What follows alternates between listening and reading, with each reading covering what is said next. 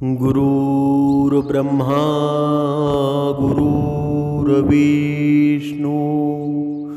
गुरुर्देव महेश्वरा सद्गुरु साक्षात परब्रह्म तस्मै श्री सद्गुरुवे नमः।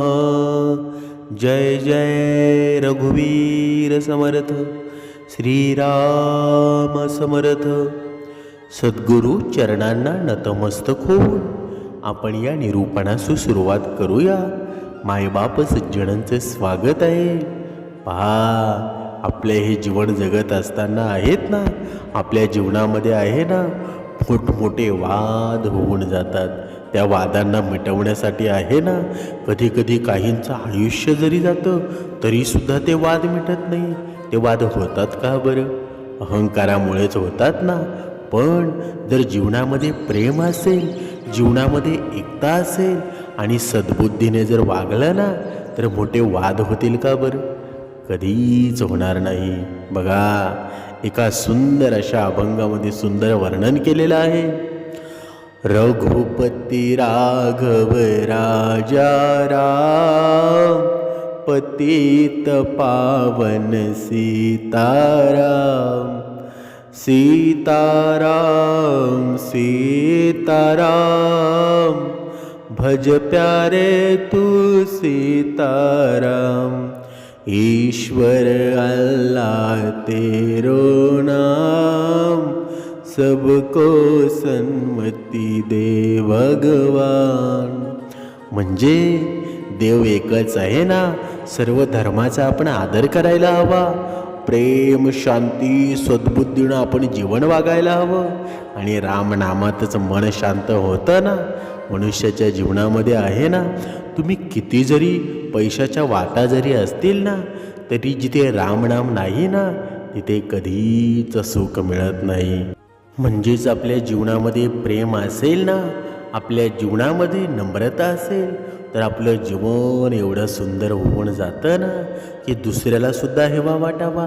हा किती नम्र मनुष्य आहे बरं, याच्या जीवनामध्ये आहे ना, सुखाशिवाय दुसरं काहीच नाही। बघा, एका सुंदर उदाहरणाद्वारे स्पष्ट करूया। एका गावामध्ये सदानंद नावाचा गरीब माणूस पण खूप चांगला मुलगा राहत होता। त्याची आई रोज सकाळी रघुपती राघव राजाराम हे भजन म्हणायची। बघा, तो सदानंद नेहमी विचारायचा, आई या भजनामध्ये एवढं काय आहे बरं? आई हसून म्हणायची, बाळा, हे भजन आपल्याला प्रेम शांतता सर्वांना समान मानायला शिकवतं। एके दिवशी गावामध्ये मोठा वाद झाला। मंदिराजवळ राहणारे हिंदू आणि मशिदीजवळ राहणारे मुस्लिम पाण्याच्या विहिरीवरून भांडू लागले। गावामध्ये तणाव पसरला। सदानंदला खूप वाईट वाटलं। त्याला त्याच्या आईचं भजन आठवलं, ईश्वर अल्लाह तेरो नाम सबको तो सन्मति दे भगवान। दुसऱ्या दिवशी सकाळी तो विहिरीजवळ जाऊन मोठ्या आवाजामध्ये तो भजन गाऊ लागला। त्या निरागस आवाज ऐकून गावकरी थांबले आणि हळूहळू दोन्ही बाजूने लोक शांत झाले। सदानंद म्हणू लागला, देवाला आपण वेगवेगळ्या नावांनी हाक मारतो, पण देव तर एकच आहे ना, मग आपण का भांडतो आहोत बरं? एक वृद्ध आजोबांच्या डोळ्यामध्ये पाणी आलं। त्यांनी पुढे येऊन दोन्ही बाजूंच्या लोकांचे हात मिळवले। त्या दिवसापासून गावामध्ये पुन्हा शांतता निर्माण झाली। विहिरीचं पाणी सर्वांनी मिळून वापरायला सुरुवात केली आणि रोज संध्याकाळी गावात एकत्र बसून रघुपती राघव राजाराम हे भजन गायले जाऊ लागले। याचं तात्पर्य काय आहे बरं? जेव्हा मनुष्याच्या जीवनामध्ये प्रेम असतं ना, मनुष्याच्या जीवनामध्ये नम्रता असते, एकता असते, तेव्हा किती जरी मोठमोठे वाद असतील ना, ते लगेच संपुष्टात येऊन जातात, लगेच मिटून जातात। म्हणून आपल्या जीवनामध्ये आहे ना, बघा, ही ईश्वरानं निर्माण केलेली आकाश पृथ्वी पाणी सर्व काही ईश्वराचीच देणगी आहे ना। मग ईश्वराने हे सर्व निर्माण केलेलं आहे, मग आपण त्याचा घमंड का करायचा बरं? ते आपलं आहे का? ते सर्वांसाठीच आहे ना. म्हणून या गोष्टीचा आपण कधी घमंड करू नका. ते माझं आहे असं कधीही म्हणू नका. ईश्वरानं निर्माण केलेलं आहे ना, सर्वांचा त्यावर अधिकार आहे. तुमच्याकडे भले तुमच्याकडे पैसा असेल म्हणून पैसा कधी खाता येतो का बरं? जर शेतकऱ्यानं भातच पिकवला नाही, शेतकऱ्यानं भाजीच पिकवली नाही, तर आपल्याला पैसा असून काही उपयोग आहे का बरं? म्हणून त्यासाठी आहे ना, शेतकरी जगला पाहिजे. तुम्ही मी अहंकारी म्हणून सर्व माझं आहे असं अजिबात म्हणू नका. एक वेळ आहे ना, त्या अहंकाराचा माज उतरवायला भगवंत नक्कीच येत असतो. बघा, एका छोट्याशा उदाहरणाद्वारे नक्की हा अहंकार काय असतो आणि ईश्वरानं दिलेलं सर्व आहे ना, ते सर्वांचं आहे, पुन्हा एकाचं नाही आहे. बघा, आपण स्पष्ट करूया. फार पूर्वीची गोष्ट आहे. एका लहानशा गावामध्ये एक धोबी राहत होता आणि तो आपल्या कुटुंबाचा उदरनिर्वाह करण्यासाठी लोकांचे कपडे धुवत असे. तो एक अतिशय हुशार आणि धूर्त माणूस होता. त्याच गावामध्ये एक अतिशय गर्विष्ठ स्वभावाचा व्यापारीसुद्धा राहत होता. तो एक पुरुष होता आणि तो आपल्या अंगावरती मातीसुद्धा कोणाला फुकट देणार नव्हता. एके दिवशी एक धोबी लोकांच्या घरी धुतलेले कपडे पोचवण्यासाठी व्यापाऱ्याच्या वस्तीमध्ये आला. उन्हाळ्याचे दिवस होते आणि ऊन तळपत होतं. मग व्यापाऱ्याच्या घराबाहेर उभ्या असलेल्या एका मोठ्या पिंपळाच्या झाडावर त्याची नजर पडली. त्याची दाट सावळी पाहून त्यानं थोडा वेळ त्याच्याखाली विश्रांती घेण्याचं ठरवलं. असा विचार करून त्यानं झाडाखाली एक चादर पसरली आणि आराम करू लागला. पण थकवा आणि थंड वाऱ्यामुळं त्याला झोप येऊ लागली आणि तो तिथेच झोपी गेला. त्याचवेळी व्यापारी काही कामासाठी घराबाहेर आला आणि त्यानं पाहिलं की धोबी आपल्या पिंपळाच्या झाडाच्या सावळीमध्ये शांतपणे झोपला होता. ते पाहून तो रागाने लाल झाला. त्यानं धोब्याला जोरात लाथ मारली आणि म्हणाला, तू कोणाला विचारून झोपलास बरं? धोबी तो उभा राहिला आणि म्हणाला, गुरुजी मला क्षमा करा, मी खूप थकलो होतो म्हणून या पिंपळाच्या झाडाची थंडगार सावळी घेतली.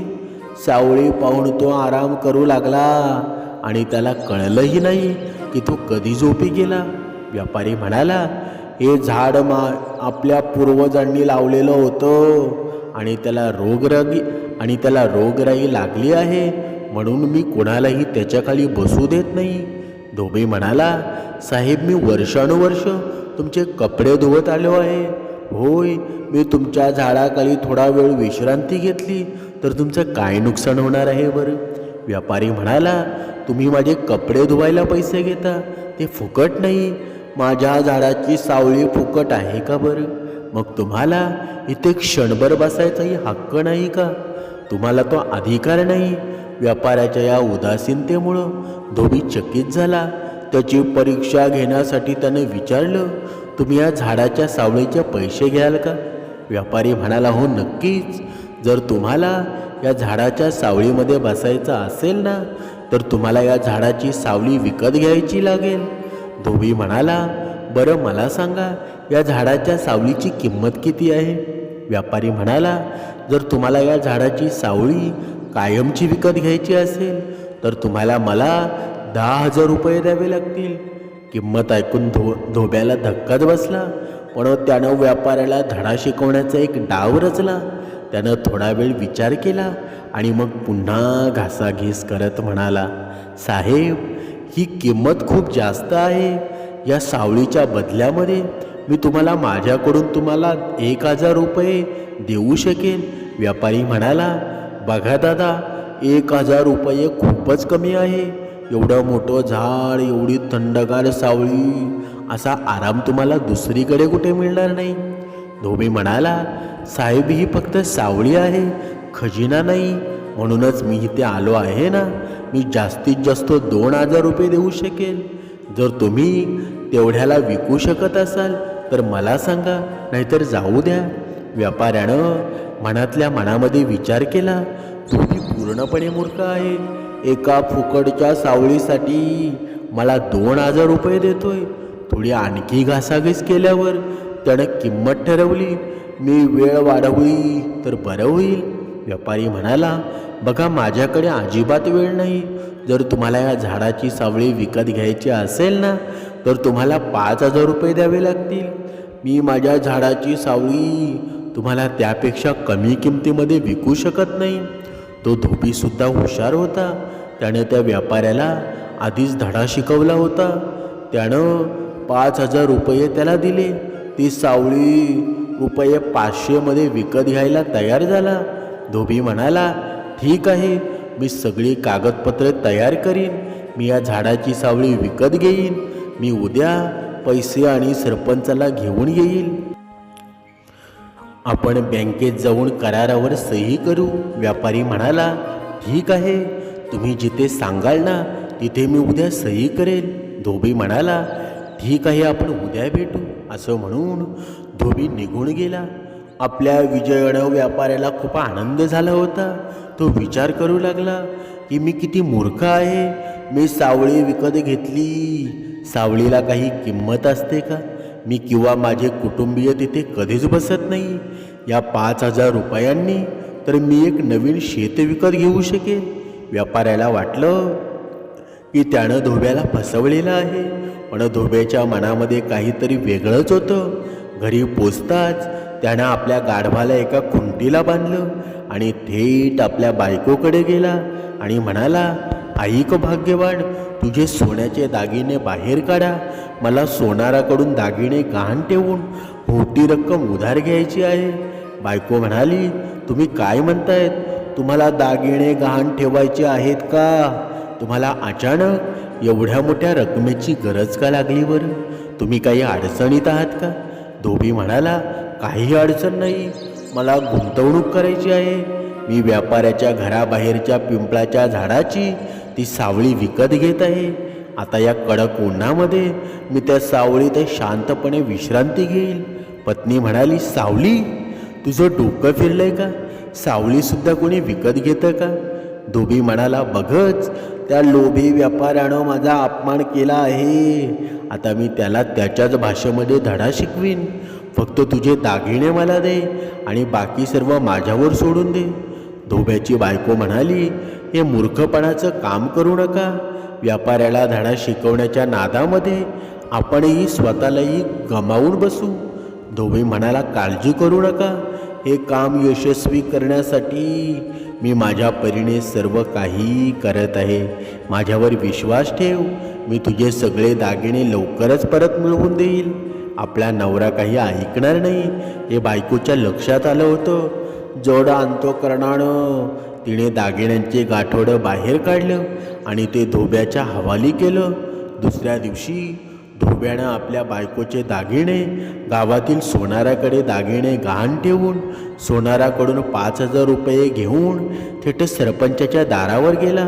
तो व्यापारी आधीच तिथे आपल्या मिशांना पिळं देत बसला होता.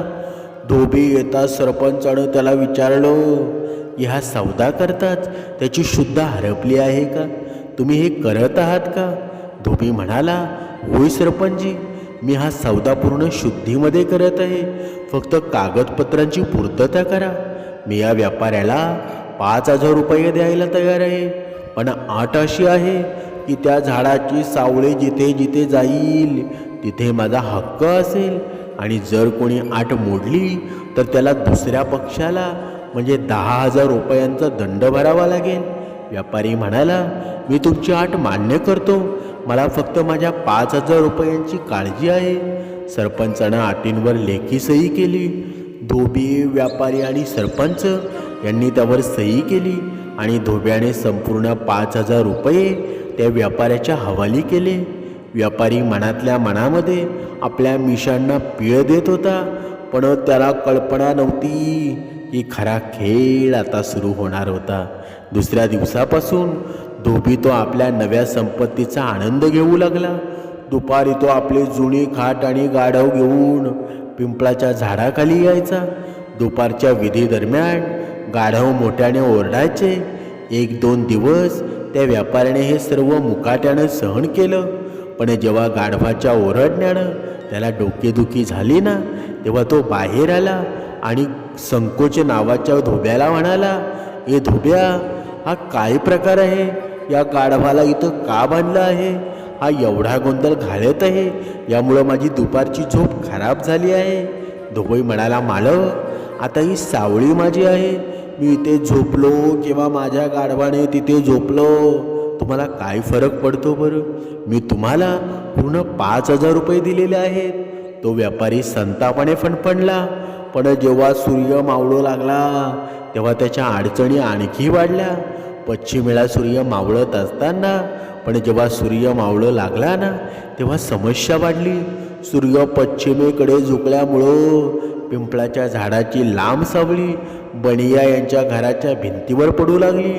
परंपरेनुसार धोब्यानं आपली खाट बनियांच्या घराकडे ओढली. तो अगदी भिंतीला लागून बसला होता. जेव्हा व्यापाऱ्याच्या बायकोने हे सर्व पाहिलं ना, तेव्हा ती त्याला म्हणाली, ऐकतो आहेस का? बघ, हा धोबी आपल्या भिंतीला लागून बसला आहे आणि त्याचं गाढव आपल्या दुर्गंधीनं, गोंगाटानं आमचे आयुष्य सहन करत आहे, असह्य करत आहे. तू त्याला हाकलून दिलं पाहिजेस. तू काहीतरी का बोलत नाहीस बरं? व्यापारी कुरकुरत बाहेर आला आणि धोब्याला म्हणाला, ए धोब्या, माझ्या भिंतीपासून इतका लांब का बसला आहेस? धोबी म्हणाला, साहेब, माझा दोष नाही, हा सूर्यदेवाचा आहे. तुमची सावळी भिंतीच्या दिशेने आहे. जर ती जात असेल ना, तर मला तिच्या मागे माझ्या जागेपर्यंत जावं लागेल. करारानुसार जिथे कुठे सावळी असेल ना, ती जागा माझी असेल. तो बिचारा व्यापारी निराश झाला. हे दृश्य पाहण्यासाठी परिसरातील लोक जमू लागले. ते तिथे राहत असत आणि दिवसभर खूप गोंगाट असायचा. एके दिवशी धोब्यानं आपली खाट व्यापाऱ्याच्या खिडकीजवळ पसरली. व्यापाऱ्याला हे सर्व सहन झालं नाही. तो रागाने फणफणत बाहेर आला आणि म्हणाला, धोब्या, हा कसला उद्धटपणा आहे? तू माझं घर बळकवणार आहेस का? तुझ्यामुळे, या लोकांमुळं, या गोंगाटामुळं माझं आयुष्य असह्य झालेलं आहे.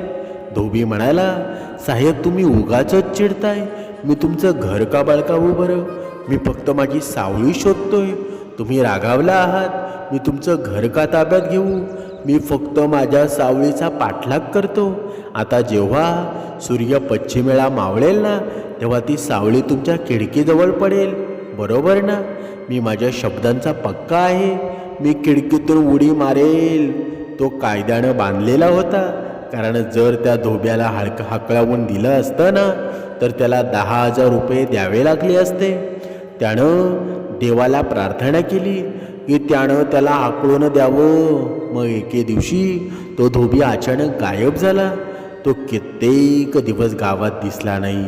हे पाहून तो व्यापारी खूप आनंदी झाला आणि मनातल्या मनामध्ये विचार करू लागला, कदाचित देवाने त्याची प्रार्थना ऐकली असावी. तो मूर्ख धोबी कुठेतरी पळून गेला असावा किंवा दमून घरी बसला असावा. बरं, संकट टळलं. पण व्यापाराचा आनंद फार काळ टिकला नाही. त्या दुपारी व्यापारी आपल्या घरी आराम करत असताना त्याला अचानक बाहेर गोंधळाचा आवाज ऐकू आला. तो बाहेर आला आणि त्यानं पाहिलं तर काय, जिथे फक्त धोबीच नव्हता, तर व्यापाऱ्याच्या घरासमोर एक अख्खं प्राणी संग्रहालयच उभारलेलं होतं. तिथे जनावरांचा एक मोठा मेळावा भरला होता. बकऱ्यांच्या ओरडण्यानं आणि गाई म्हैशींच्या हंबरण्यानं व्यापाऱ्याचं जगणं असह्य झालं होतं. रागाने खवळून तो धोब्याकडे गेला आणि म्हणाला, हा कसला तमाशा आहे? हा तर जनावरांचा खेळ आहे. हा कळप इथे काय करत आहे बरं? हे माझं घर आहे किंवा तबेला? धोबी म्हणाला, हा एक देखावा आहे साहेब. हे सगळे माझे प्राणी आहेत. माझ्या घरात जागा कमी पडत होती, म्हणून मला वाटलं, जेव्हा मी इतका महागडा शेड विकत घेतला आहे ना, आज त्याचा पुरेपूर फायदा का घेऊ नये? आजपासून माझे सर्व प्राणी आहेत ना, या पिंपळाच्या झाडाच्या सावळीखाली राहतील. व्यापारी म्हणाला, तुमचं डोकं फिरलं आहे. माझ्या भिंतीजवळ राहणाऱ्या या सर्व प्राण्यांसोबत त्यांच्या दुर्गंधी आणि गोंगाटामध्ये मी कसा राहणार बरं? धोबी म्हणाला, मालक, तुमचं अगदी बरोबर आहे, पण मी काय करू? मी फक्त माझी सावली वापरत आहे आता जर ही सावळी तुमच्या जमिनीवर पडत असेल ना, तर त्यात माझी काय दोष आहे बरं? जर तुम्हाला माझ्या सावळीचा त्रास होत असेल तर तुमची जमीन दुसरीकडे हलवावी, कारण करारानुसार या झाडाची सावळी ही माझी मालमत्ता आहे. मी इथे झोपू किंवा माझी म्हैस तिथे बांधू हा माझा हक्क आहे. जर तुम्ही मला थांबवलं ना, तर करारानुसार तुम्हाला माझं नुकसान भरपाई म्हणून 10,000 रुपये द्यावे लागतील. वैतागुण व्यापाऱ्याचा संताप झाला आणि तो म्हणाला, काय मूर्खपणा करतायत? जमीन म्हणजे अशी काही वस्तू आहे का जी मी सहज उचलून दुसरीकडे नेऊ शकेल? जमीन इथेच राहील ना. तुम्ही तुमची केवळवाणी सावळी दुसरीकडे घेऊन जा. धोबी म्हणाला, जर तुम्हाला हे हवं आहे ना, तर मी आज हे पिंपळाचं झाड तोडून माझ्यासोबत घेऊन जाईल. शेवटी याच झाडाला त्याचं नाव मिळाले आहे. जर हे झाड गेलं तर सावळीच राहणार नाही. व्यापारी म्हणाला, हे झाड माझ्या पूर्वजांचं प्रतीक आहे. तुम्ही त्याला साधा स्पर्शसुद्धा करू नका. आता तो व्यापारी चारही बाजूंनी घेरला गेला होता आणि त्याला आपल्या कृत्याचा खूप पश्चाताप होत होता. त्यानं आपल्या नातेवाईकांचा आणि मित्रांचा सल्ला घेतला. ते सर्व एकच म्हणाले, त्या धोब्यानं तुला पैंजेमध्ये अडकवलेलं आहे. आता तू फक्त दंड भरूनच मुक्त होऊ शकतोस. दुसऱ्या दिवशी तो व्यापारी जड अंतकरणानं 10,000 रुपये घेऊन सरपंचांकडे आला आणि म्हणाला, सरपंच, मला हा करार मोडायचा आहे आणि माझ्या झाडाची सावळी परत घ्यायची आहे. मला फक्त माझी मनशांती परत हवी आहे. अटीनुसार व्यापाऱ्यानं धोब्याला दंड म्हणून 10,000 रुपये दिले. धोब्याचे पैसे दुप्पट झाले होते. सोनाराकडून दागिने मिळाल्यावर तो आनंदाने घरी परतला. बघा, त्याने दागिने आपल्या पत्नीच्या हातामध्ये ठेवले. दागिने पाहून धोब्याची पत्नी उद्गारली, अरे तुम्ही ही इतक्या लवकर आणि इतक्या पैशांसोबत परत आणले? धोबी म्हणाला, मी तुला माझ्यावर विश्वास ठेवायला सांगितलं होतं. त्या लोभी व्यापाऱ्याच्या गर्विष्ठपणाची ही शिक्षा आहे. दुसऱ्या दिवशी धोबी पुन्हा त्याच झाडाखाली गेला. इथे व्यापारी उदासपणे बसला होता. धोब्याने शांतपणे समजावून सांगितलं, मालक, एक गोष्ट नेहमी लक्षात ठेवा. हा सूर्यप्रकाश, पाऊस, सावळी या सर्व गोष्टी देवाच्या देणग्या आहेत ना, त्या अनमोल आहेत. त्यांच्यावर कोणीही मालकी हक्क सांगू शकत नाही. त्यांच्या आनंदाचा उपभोग आहेत ना, सर्वजण घेऊ शकतात. व्यापारी आपली चूक लक्षात आली. त्यानं मान झुकवली आणि त्या दिवसापासून त्यानं गावात कोणालाही स्पर्श करण्यामध्ये नकार दिला. त्यांना एकत्र अनुभवण्यातच खरी मजा आहे. त्यानं मस्तक झुकवलं आणि त्या दिवसापासून तो गावामध्ये कुणाशीही काही बोलला नाही. पिंपळाच्या झाडाच्या सावळीखाली बसण्यापासून त्याला कोणी थांबवलं नाही. म्हणजे या पूर्ण कथेचं तात्पर्य काय आहे बरं? आपण जसं दुसऱ्यांसमोर वागतं ना, तर हा पूर्ण चक्र आहे ना, ते तसंच आपल्यासोबत फिरत असतं. हा कर्माचा फेरा आहे. जसं आपण दुसऱ्यासोबत वागू ना, तशाच पद्धतीनं भगवंत आपल्यासोबत तो कर्माचा फेरा फिरवत असतात. म्हणून मनुष्यानं कर्म चांगली करा. येणारा दिवस तुमच्या जीवनामध्ये सुखाचा होईल. पण आपण कर्मच वाईट केली ना, तर येणारा दिवससुद्धा दुःखाचा असेल. मग तुम्ही भगवंताला दोष देत राहू नका. भक्ती कमी केली तरी चालेल, पण कर्म श्रेष्ठ करा. त्यातच आनंद आहे, त्यातच समाधान आहे. अवधूत चिंतन. श्री गुरुदेव दत्त.